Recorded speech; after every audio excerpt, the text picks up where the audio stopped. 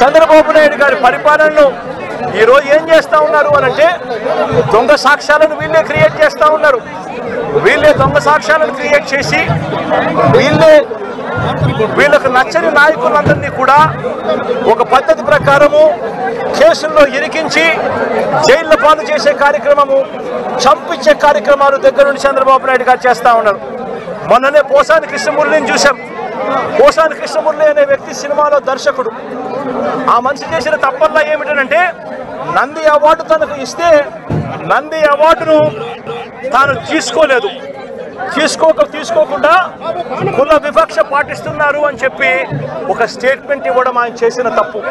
2017లో ఆయన చేసిన ఈ తప్పుకు ఈరోజు ఇన్ని సంవత్సరాల తర్వాత ఆయన మీద 18 కేసులు పెట్టి ఆయన జైళ్ళ చుట్టూ తిప్పి ఏకంగా నెల రోజుల పైన ఆయన జైల్లో పెట్టించే కార్యక్రమాలు చేశారు. ఇలా రాష్ట్రం మొత్తం మీద రెడ్ బుక్ పరిపాలన సాగిస్తూ ఉన్నారు. ఇదే చంద్రబాబు నాయుడు గారిని అడుగుతాను, అయ్యా చంద్రబాబు, ప్రజల్లో ఏదైనా కూడా మంచి పేరు తెచ్చుకొని రాజకీయాలు చేయడం నేర్చుకోండి. మీరు సూపర్ 6 ఎందుకు అమలు చేయడం లేదు అని చెప్పి ఈరోజు ప్రజలు గట్టిగా నిలదీస్తూ ఉన్నారు. సూపర్ 7 హామీలను ఎందుకు అమలు చేయడం లేదు అని ప్రజలు మిమ్మల్ని గట్టిగా ప్రశ్నిస్తూ ఉన్నారు. ఇలాంటి ప్రశ్నించే సమయంలో ప్రజల గొంతు వినపడకూడదు అని చెప్పి రాష్ట్ర వ్యాప్తంగా రెడ్ బుక్ పాలన మీరు సాగిస్తూ వైఎస్ఆర్సీపీకి సంబంధించిన వాళ్ళు లేదా మీ సూపర్ 6ను మీ సూపర్ 7ను ఎందుకు అమలు చేయడం లేదు అని చెప్పి అడుగుతా ఉన్న ప్రజలను మీరు దయా దాక్షిణ్యం లేకుండా ఈ రకంగా ప్రతి చోట కూడా పోలీసులను ఉపయోగించుకుంటూ ఎమ్మెల్యేలందరినీ కూడా హింసను ప్రోత్సహించండి అని చెప్పి వాళ్ళందరినీ కూడా ఉసగొలుపుతూ రాష్ట్ర వ్యాప్తంగా కూడా మీరు చేస్తూ ఉన్న ఈ దౌర్జన్య కాండ త్వరలోనే ప్రజలు చూస్తూ ఉన్నారు, దేవుడు చూస్తూ ఉన్నాడు. ఖచ్చితంగా మీకు బుద్ధి చెప్పే పరిస్థితి త్వరలోనే వస్తుందని చెప్పి ఈ సందర్భంగా చంద్రబాబు నాయుడు గారికి గట్టిగా మందలిస్తూ చెప్తా ఉన్నా. అదే మాదిరిగా ఇంకొక విషయం కూడా చెప్తా ఉన్నా. ఇంకో విషయం కూడా చెప్తా ఉన్నా. ఇదే చంద్రబాబు నాయుడు గారికి చెప్తా ఉన్నా, ఇదే పోలీసులకు చెప్తా ఉన్నా. పోలీసులు ఎవరైతే చంద్రబాబు నాయుడు గారిని మెప్పు కోసం చంద్రబాబు నాయుడు గారి మెప్పు కోసం ఎవరైతే వాళ్ళ టోపీ మీద ఉన్న సింహాలకు సెల్యూట్ చేయకుండా చంద్రబాబు నాయుడు గారికి వాచ్మెన్ల కింద పనిచేస్తా ఉన్నా ఆ ప్రతి పోలీస్ అధికారికి చెప్తా ఉన్నా, ఎల్లకాలం చంద్రబాబు నాయుడు గారి పరిపాలన సాగదు. చంద్రబాబు నాయుడు గారి పరిపాలన త్వరలోనే వస్తుంది. ప్రతి పోలీస్ అధికారికి కూడా చెప్తా ఉన్నా, మీ బట్టలు తీస్తామని చెప్పి ప్రతి పోలీస్ అధికారికి చెప్తా ఉన్నా, మీ యూనిఫామ్ తీస్తాం, శబ్దం నిలబెడతాం, దోషులుగా మిమ్మల్ని నిలబెట్టి మీ యూనిఫామ్ తీయించి మీకు ఉద్యోగాలు లేకుండా చేస్తామని కూడా ఈ సందర్భంగా ఇప్పటికైనా చెప్తా ఉన్నా, ప్రతి పోలీస్ అధికారిలో కూడా మార్పు తెచ్చుకోండి. ఎల్లకాలం ఇదే పరిపాలన సాగదు. మీరు చేసిన ప్రతి పనికి కూడా వడ్డీతో సహా లెక్కేసి మిమ్మల్ని దోషులుగా నిలబెట్టి మీతో కక్కిచ్చే కార్యక్రమం ఖచ్చితంగా చేస్తామని చెప్పి కూడా ఈ సందర్భంగా ప్రతి పోలీస్ అధికారికి కూడా చెప్తా ఉన్నాం. ఇదే లింగమయ్యను చంపాలనే ఉద్దేశంతో బేస్బాల్ బ్యాటుతో తల మీద కొట్టి చంపిన నేపథ్యంలో ఎక్కడ కూడా పోలీసులు నమోదు చేసిన కేసుల్లో ఎక్కడా కూడా బేస్బాల్ బ్యాట్ ఉందని, బేస్బాల్ బ్యాట్తో కొట్టారని చెప్పి ఎక్కడా రాయరు. ఏంది చిన్న కర్రలతో గొడవ జరిగిందని, ఆ దొమ్మిలో ఏదో జరిగిపోయిందని వక్రీకరించే ప్రయత్నమే జరుగుతూ ఉంది. ఇక్కడ ఆశ్చర్యకరమైన విషయం ఏమిటంటే పోలీసులు విచారించిన 8 మందిలో 5 మంది మాత్రమే లింగమయ్య కుటుంబకులు.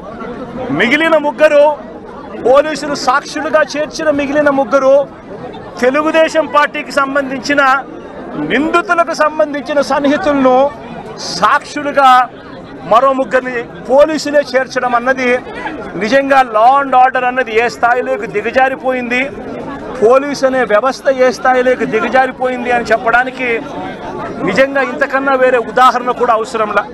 అంటే వీళ్ళే మనుషులను తప్పించేదానికోసం సాక్షులను కూడా వీళ్ళకి కావలసిన సాక్షులను మాత్రమే వీళ్ళు ఇప్పుడే యాడ్ చేసుకొని దానికి మళ్ళా లింగమయ్య అన్న భార్యతో ఏలుముద్ర చేయించుకొని వీళ్ళంతకు వీళ్ళే కేసును బిల్డప్ చేస్తూ ఉన్నారనంటే ఇంతకన్నా దారుణమైన పోలీసు వ్యవస్థ ప్రపంచ చరిత్రలో ఎక్కడైనా ఉంటుందా అని అడుగుతూ ఉండ.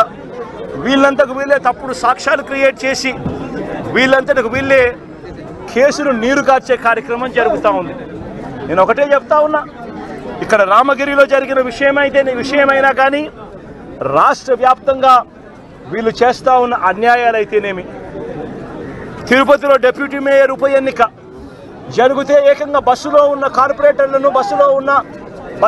కార్పొరేటర్లను ఏకంగా పోలీసులు ఆధ్వర్యంలోనే అడ్డగించి ఏకంగా బస్సులో ఉన్న కార్పొరేటర్లు బస్సులో ఉన్న ఎమ్మెల్సీను ఏకంగా పోలీసుల ఆధ్వర్యంలోనే కిడ్నాప్ తీసుకొని పోవడం ఏ స్థాయిలోకి దిగజారిపోతా ఉందో నేను అడుగుతా ఉన్నా. చంద్రబాబు నాయుడు గారు సొంత నియోజకవర్గం రామకుప్పంలో జరిగిన ఎంపీపీ ఎన్నిక కూడా అదే పరిస్థితి. ఇదే మాదిరిగా దౌర్జన్యంతోనే ఎన్నిక జరిగించే కార్యక్రమం చేసినారు.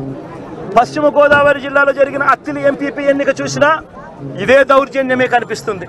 ఎక్కడా వీళ్ళకి సంఖ్యాబలం లేదు, అయినా కూడా దౌర్జన్యంతోనే గెలవాలి అని చెప్పి దౌర్జన్యాలు చేసిన పరిస్థితులే కనిపిస్తూ ఉన్నాయి.